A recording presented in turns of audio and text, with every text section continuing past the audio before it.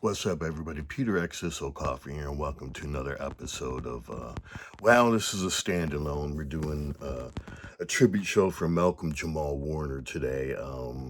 It's been about a week almost since he's passed. We're sitting here in the third week of July 2025. Rough week for Gen Xers. We lost Ozzy Osbourne and Malcolm Jamal Warner, Hulk Hogan, and Chuck Mangione.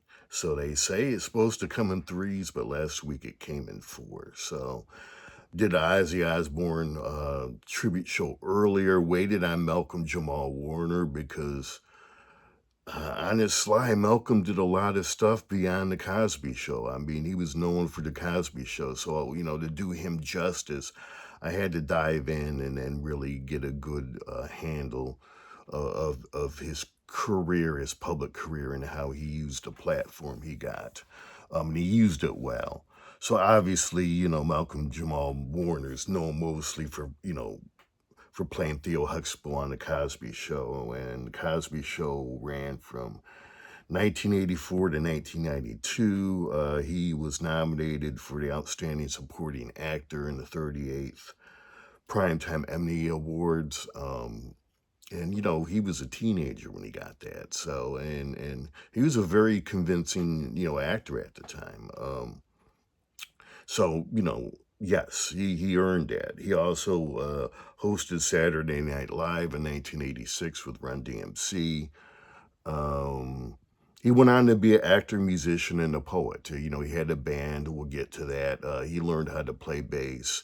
So he was jazz, spoken word, funk, and so he was named after Malcolm X and Ahmad Jamal, and Ahmad Jamal was a jazz pianist. And in his music, there was a lot of Malcolm X in there. He was pretty political, focused a lot on the black community and the internal politics, but also with Black Lives Matter, looked outside the community as well. He wasn't as harsh as Malcolm X, but in some ways, he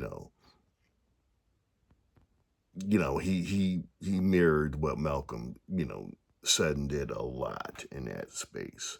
He got a Grammy for Jesus Children with Robert Glasper, jazz, hip hop, and again, a bass player, and there's a lot of jazz and spoken word and Malcolm's Jamal Warner's own music. So that Grammy is for best traditional R&B performance. Let's see. Had his own show, Malcolm and Eddie. He did a lot of guest stuff, appearances in shows and movies over the years. But he picked and chose, what he wanted to do. He was discerning as an artist, which I respect. He didn't take everything out there and wasn't, going around just trying to do anything. He understood his brand and kind of, and as an artist, he wanted to do quality work. He did do directing. He started off with doing music videos in the 90s. He did a few of those, and then he did some Cosby Show episodes. He did Keenan Kale, Malcolm and Eddie, and the Fresh Prince of Bel-Air. So as I said, later on he had his own comedy, Malcolm and Eddie. He was in another show with, hold on. So yeah, Malcolm and Eddie, he was in a show called Read Between the Lines where Tracy Ellis Ross was his wife, and she did a wonderful tribute of to him, and lots of actors and actresses did. But he was also in Suits and The Resident. He was regulars on all those three, and I think not all of those. I mean, The Resident was a medical drama, and I think Suits was a legal drama. So he moved beyond. It looks like he moved beyond comedy as well. Not surprising. I mean, this dude was extremely talented. He also appeared on Sesame Street, Fresh Prince and the Bel Air, of Bel Air, Matlock, the old school one, not the new one. I think Touched by an Angel, Sliders, Dexter. Didn't know Malcolm dropped into Dexter. Sons of Anarchy, didn't know he dropped into that either.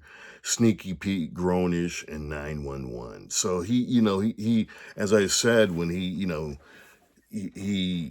was discerning, and all those where he did episodes, all those were very well received and respected shows. So he was discerning in kind of what he decided to do and what he, as an artist. And I appreciate that. He did have a wife and a daughter, and he kept them, out of the public, which is one of the reasons he was a very private individual, and that's one of the reasons why a lot of people don't realize just how he used his platform and how good he really was. So his albums. They were, when I think, I listened to all of them, but, as I had to, and they were good. He reminds me of Gil Scott-Heron. I mean, he bring in vocalist. I mean, again, he was a jazz player or a bass player, but it was spoken word with jazz and funk. So a lot like Gil Scott-Heron. Gil Scott-Heron was very political. Malcolm Jamal Warner was, and as I said, he brought named after Malcolm Jamal jazz pianist and Malcolm X. And it's interesting because both of those folks, come into his music, the jazz element and then the politics, which I said, was, you know, similar to Malcolm X's, focused on the black community and then, the wider community too, but more focused in the black community. And as I think I said earlier, Malcolm Jamal Warner was not as harsh, on the black community as Malcolm was, but Malcolm X was. But so his albums, the Miles Long mixtape, and I think that's Miles. He had a just like Gil Scott-Heron had a jazz musician he partnered up with, and I'll put it in the notes. Um, Malcolm Jamal Warner also had a jazz musician he partnered up with and gave him, billing with him. I think it was, Gil Scott-Heron did Brian Jackson. So the Miles Long mixtape, Love and Other Social Issues, Selfless and Hiding in Plain View. So he started putting out the music in, I don't want to say 2005, 2006 maybe. And I think his last one was maybe 2021. And, he became based out of Atlanta, as an adult. And so his music, I know he performed there live in clubs, with his band in Atlanta, and but then he went on and he did a podcast in the last 2 years called Not All Hood (parentheses NAH Nah). So yeah, let's talk about that next. So, Not All Hood, Malcolm Jamal Warner's podcast, you can get it on Spotify. I'm sure it's on all the major ones. So here's just some of he has about 20 episodes he did. Fatherhood Unfiltered with Lamont Rucker. Insta Kids, a reality check with Dr. Nakia Scott. Poor Decisions, Alcohol and Life with Talim AC. Switching Codes and Family Roads with Kimberly Latrice Jones. Picture This, Art, Hip Hop, and Entrepreneurship with Cam Kirk. Old School versus New School was One Better with Dr. Nathaniel Black. I'm assuming that was hip hop. He kind of took hip hop to task oftentimes, in his music, as far as, the images they were putting out there. Not like Bill Cosby and with the venom that Bill Cosby, did, but, with love. Radical Real Unplugged. Let's see. You're Not Alone, Mental Health with Raheem Devon. Giving Native Truths with Queen Yansada. Jeans, Greens, and Everything Between a Black geneticist perspective, gatekeeper grit and growth, empowering women in showbiz. Um, Living with gratitude, faith, family, and fighting stereotypes with Bill Duke. Um, Hope and unity overcoming despair with Dr. Joy DeGruy. The power of love and active change with Stacey Abrams. Faith and Revolution, how spirituality fueled Black resistance. Survivor's Story, beating the odds and building an empire with Chantel Green. Rhymes and Reform, how hip hop is reshaping schools with Jamila Sams. My Vote Doesn't Count, Politics and Propaganda. Let's see. Brock, Street Life. Oh, we can't, and Pussy Rap, we'll say it. Why Black culture needs a reset. So that goes back to his critique that I talk about that he has when it comes to, hip hop. How long love lasts, love and marriage, grief and emotional intelligence. Politics, media, lies, and the fight for our future with Keisha Lance Bottoms. So that's the episode I listened to. The Real Cost of Healthy Food and the Rise of Urban Farming with Jamila Norman. Let's see. AI wrote it, you claimed it. Are we losing ourselves to AI? COVID mistrust and the new pandemic, Black doctor there. Energy, love, and legacy. Living by thought, word, and deed. Keisha Knight Pulliam was on that from, Rudy from the Cosby Show. Fame, family, and forgiveness. And the last episode is Why the Hood Deserves More Respect. So listen to those titles. I read them for a reason. I would consider, look, Malcolm Jamal Warner is a very busy guy. I mean, he had his band. He was obviously, doing stuff for his podcast. He was also acting. So I would, for his podcast, I would, the approach they took was sort of what I call the barbershop. And so, he's not a journalist, so he's not reading and doing a bunch of research, but you heard the titles and the titles fit. And he brought in experts, and it was more, if you're in the Black community, you go into the barbershop, everybody's discussing the issues of the day. I mean, it's, Easy back in the day said, hip hop is the CNN of the hood. That was one perspective. They were, the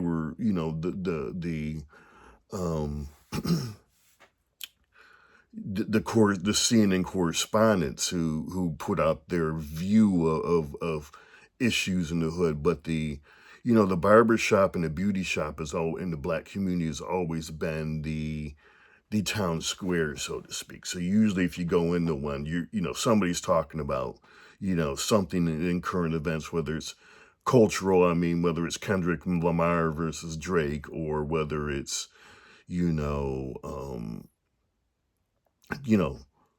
Donald Trump and his immigration stuff and ICE, or Donald Trump and Doge and what they're doing to government agencies. So you're not going to get the perspective you're going to get from the New York Times, the Washington Post, or the Atlantic.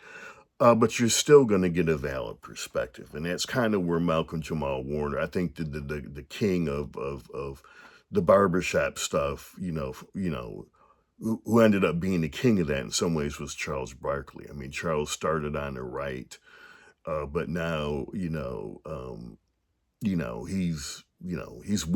where most of the Black community stands on a lot of issues, and he speaks his mind politically. So so that's if you go and you listen to Malcolm Jamal Warner's that podcast, that's kind of what you're gonna get, and it works. So yeah, 31 episodes altogether, and again, it's called Not All Hood, in parentheses, NAH for nah. And that takes all, the theme going back to the Cosby Show, and that, I mean, before the Cosby Show, there were white folks out there who didn't think there was a black middle class, and you know what? They were both doctors, I believe. On the show, the Huxtables. Claire and Theo, and or I can't even remember the name now for Cosby's character. But yeah, so he kind of takes that back up. Um, so yeah. So one of the things, that struck me, looking at Malcolm Jamal Warner and his once he passed, was the importance, the fact is I think we need to reassess the Cosby Show. I know Cosby's name is on it and the name is tarnished, but the Cosby Show is one of the 10 most important TV shows in history. And when Malcolm Jamal Warner, when you look at his entire career, it epitomizes what that show tried to do. And just because, Bill Cosby messed it up.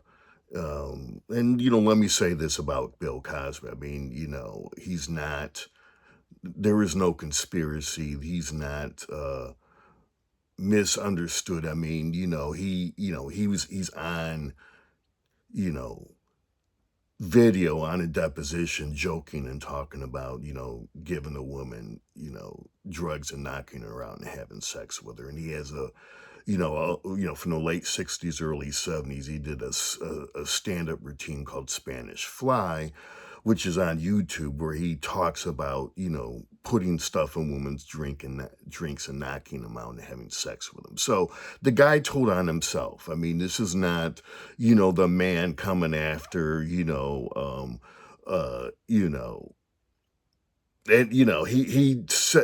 on two different occasions he's on video saying he did it, and Malcolm Jamal Warner says that you know damages and tarnishes the reputation of the Cosby Show. But I think we have to realize that the Cosby Show is bigger than Bill Cosby, and Malcolm Jamal Warner, I think, is his career and what he did and what he stood for is evidence of that. The Cosby Show means something, and in some ways, maybe Malcolm Jamal Warner's passing will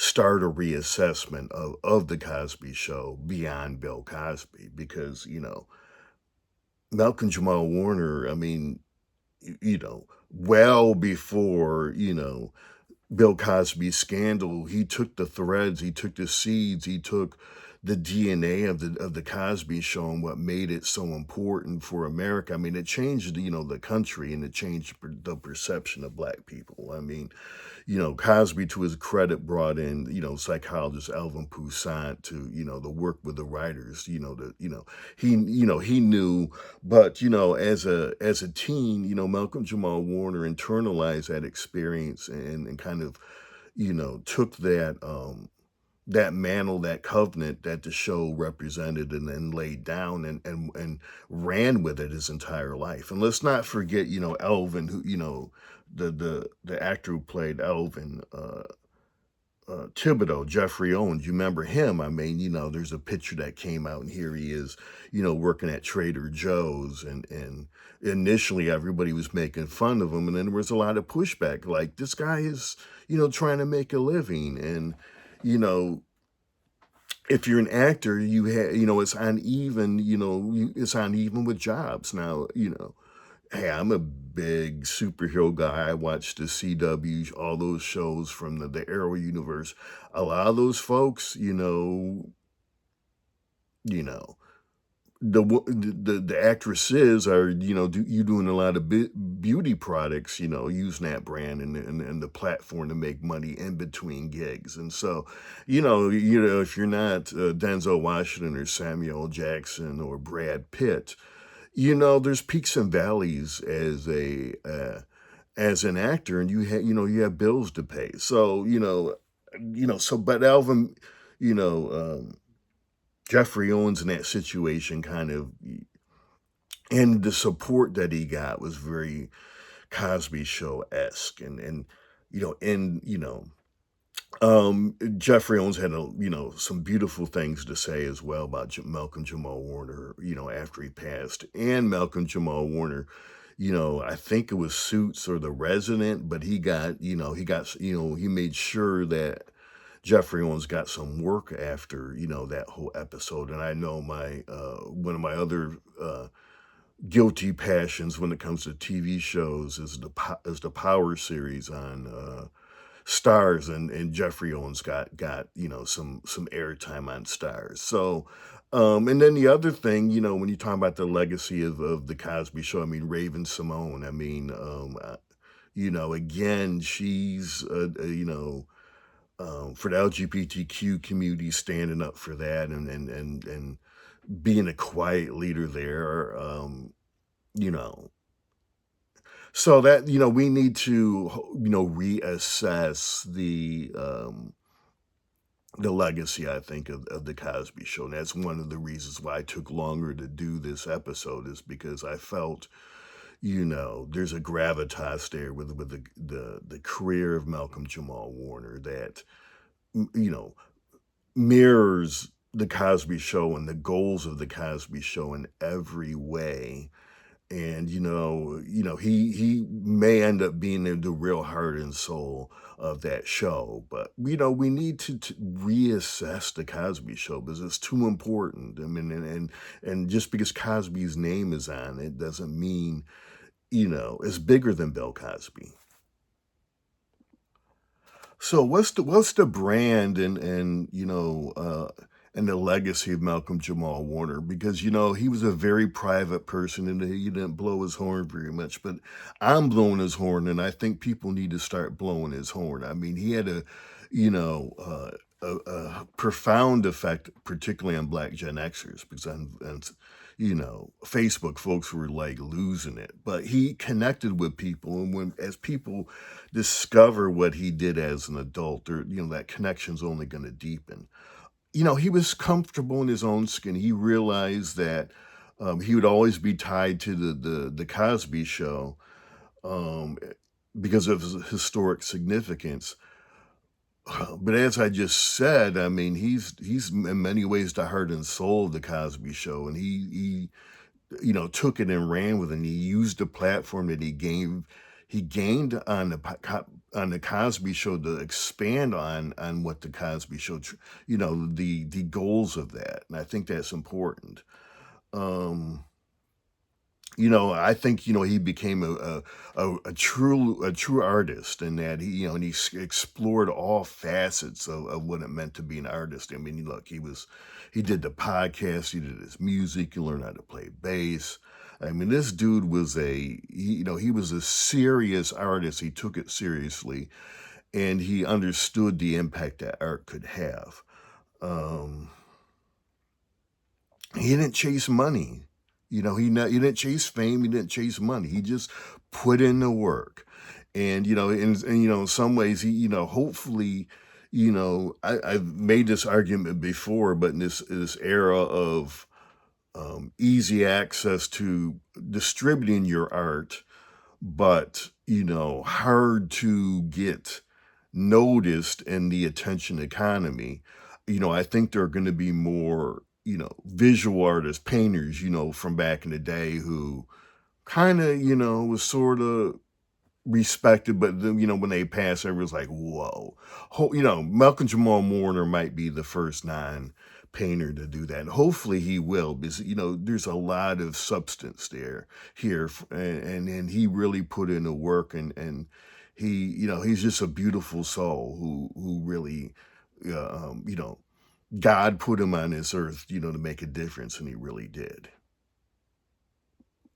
The other thing too, talking about his brand and his legacy, so many of his fellow actors, really had beautiful tributes to him on social media, and that says something, because your peers, that's who was around, and they respected him very much as an actor. So I want to read this. So Malcolm Jamal Warner was who he said he was, a person who had great humanity, gravitas and decency.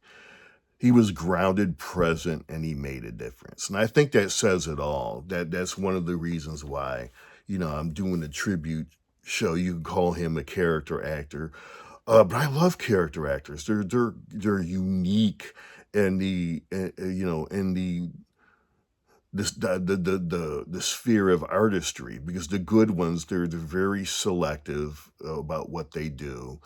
But they, it's the one area where you can, be really selective and not do, have a huge, whatever, a buffet of offerings, but they're focused and really, really good, and so that's why I did uh Lance Reddick when he passed, and Malcolm Jamal Warner kind of fits into that. But his palette, and his buffet has different things outside of acting, his podcast and his music. But he kept he just flew under the radar. But this dude is a bad. I mean, he's a bad man in a good way, and did some really good stuff. So just got to give him his props and his flowers, and I hope as well that as people explore his legacy, that we do a redo and a reassessment of the Cosby Show as well. So thank you very much for coming through. I got 6 albums of my own here connected to the channel and all the streaming services. I record under the name Exodus, Xodus. I also have 2 science fiction fantasy novels and a novella on Amazon, and I write under the name Peter Exodus O'Coffer. So do me a favor as well, hit the like button, subscribe to the channel. That helps, when it comes to, the algorithm and stuff with YouTube. So I appreciate you coming through, and I will see you next episode.